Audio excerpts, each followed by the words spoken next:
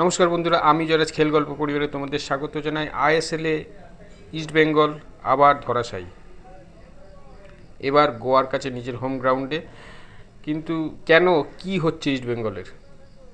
যে ইস্ট বেঙ্গল 2 ম্যাচে লিগ টপে ছিল, সে ক্রমশ নামতে নামতে এখন 4 নম্বরে নেমে এসছে। তো ইস্ট বেঙ্গলের এই ভরাডুবি কেন? এবার তো যথেষ্ট ভালো টিম করেছে এবং ভালো প্লেয়ার এসছে।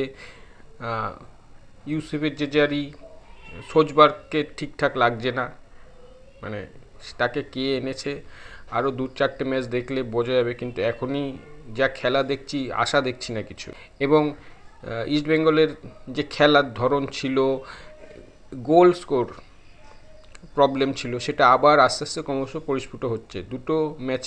প্রথম দুটো ম্যাচে এজেজারি গোল করেছিল, কিন্তু পরবর্তীতে কিন্তু একদম ওপেন নেট মিস করছে, যেখানে হেড করলে টাচ করলে পা দিয়ে গোল হয়ে যাবে, খুব বাজে মিস করছে। একটা প্রপার স্ট্রাইকার এরকম মিস করবে ভাবা যায় না। এবং ইস্টবেঙ্গলের অবশ্যই বলবো যে কপাল ভালো। ইস্টবেঙ্গলের একটি তো ওরা গোলকিপারের গায়ে মেরেছিল একদম, সেটা গোল হয়ে যেতে পারতো। আরেকটি বারে লেগে এসেছিলো, ইস্টবেঙ্গলেও যদি একটি শট বারে লেগে আসে, কিন্তু কপাল ভালো যে ইস্টবেঙ্গল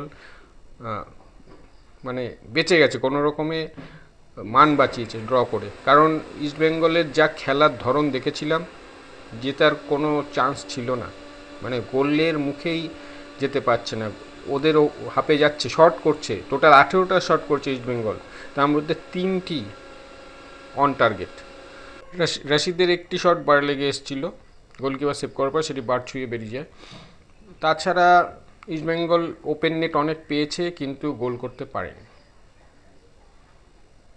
এই হচ্ছে অবস্থা।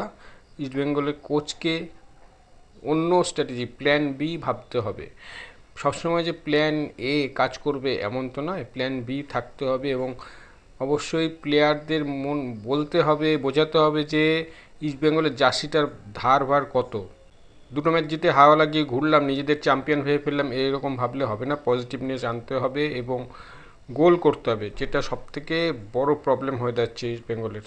গোল করতে হবে, গোল করলেই ম্যাচ জিতবে। গোল সেভ করতে হবে এবং গোল করতে হবে, এই দুটো জিনিস ইস্টবেঙ্গল করতে পারছে না। যাই হোক, ইস্টবেঙ্গলের আশা করব যে পরবর্তী ম্যাচগুলোতে ঘুরে দাঁড়াবে, কোচের স্ট্র্যাটেজি পাল্টাবে। কোচের স্ট্র্যাটেজি মানে একই রকম উইং প্লে খেলবে, আর এজেজারির মাথায় আসবে, থ্রু দ্য বল খেলতে হবে।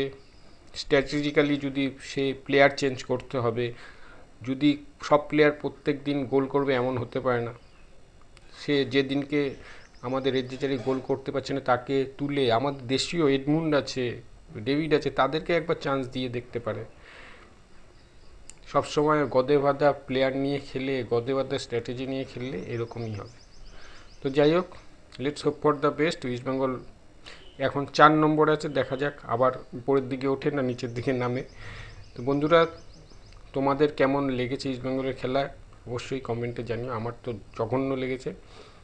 আর আজ এখানেই শেষ করছি, দেখা হচ্ছে পরের ভিডিও। তোমরা ভালো থেকো, সুস্থ থেকো, সঙ্গে থেকো। আর আমার এই ভিডিওটিকে অবশ্যই শেয়ার করো, আমার পেজটিকে ফলো, লাইক এবং সাবস্ক্রাইব করো। টাটা।